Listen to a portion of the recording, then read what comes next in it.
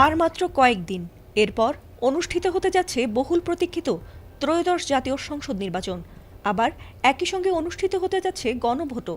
আর তাতে সাম্প্রতিক সময়ে সরকারিভাবে হ্যাঁ ভোটের পক্ষে প্রচারণা চালাচ্ছে কম বেশি সব দল। যদিও এ সময় না ভোটের পক্ষেও প্রচারণা চালাতে দেখা গেছে বেশ কিছু দলকে। তবে হ্যাঁ ভোটের পক্ষে এমন ব্যাপক প্রচারণায় কৌতূহল সৃষ্টি হয়েছে জনমনে। অনেকেরই প্রশ্ন, হ্যাঁর পরিবর্তে যদি কোনোভাবে না ভোট জিতে যায় তবে কি হবে?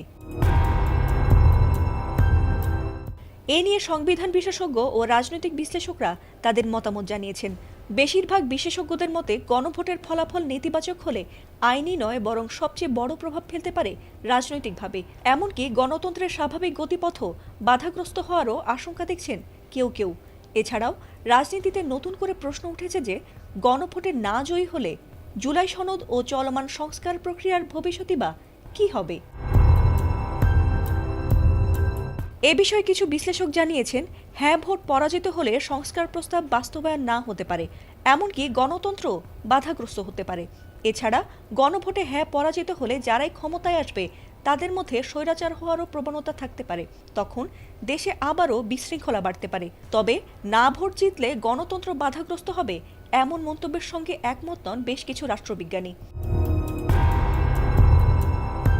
তাদের মতে বাংলাদেশের সংবিধানে গণভোটের বিষয়টি উল্লেখ থাকলেও এটি নিয়মিত শাসন প্রক্রিয়ার কোনো অংশ নয়। এছাড়াও সংবিধানের ১৪২ অনুচ্ছেদ অনুযায়ী কেবল সংবিধানের মৌলিক কাঠামো সংশোধনের ক্ষেত্রে গণভোটের বিধান রয়েছে। রাজনৈতিক সনদ বা সংস্কার প্রস্তাব বাস্তবায়নে গণভোট বাধ্যতামূলক নয়, যদি না তা আলাদা আইনে নির্ধারণ করা হয়ে থাকে। এছাড়াও বিশেষজ্ঞদের মতে গণভোটে না ভোট পড়লেও জুলাই সনদ আইনগতভাবে বাতিল হবে না। যদিও জুলাই সনদে বিভিন্ন রাজনৈতিক দলের স্বাক্ষর রয়েছে, তবে এটি কোনো আইনি চুক্তি নয় বরং এটি কেবল একটি রাজনৈতিক অঙ্গীকার। তাই গণভোটে জনগণের সমর্থন না মিললে দলগুলো চাইলে এই অঙ্গীকার থেকে সরে আসতে পারে বা নতুন কোনো বাস্তবতার কথা তুলে ধরতে পারে।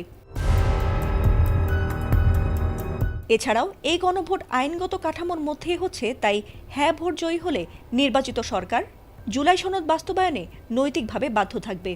আর যদি গণভোটে না ভোট জয়ী হয় তাহলে সংবিধান সম্পর্কিত সংস্কার প্রস্তাবগুলো বাস্তবায়নে আর বাধ্যবাধকতা থাকবে না। এছাড়াও দেশের আগের ৩ গণভোটের অতীত অভিজ্ঞতা বলছে রাজনৈতিক ঐক্যমত্য ছাড়া বড় সংস্কার টেকসই হয় না। আর তাই দীর্ঘ ৩৪ বছর পর চতুর্থবারের মতো অনুষ্ঠিত হতে যাওয়া এই গণভোট নিয়ে আগ্রহ এখন গোটা দেশ জুড়ে।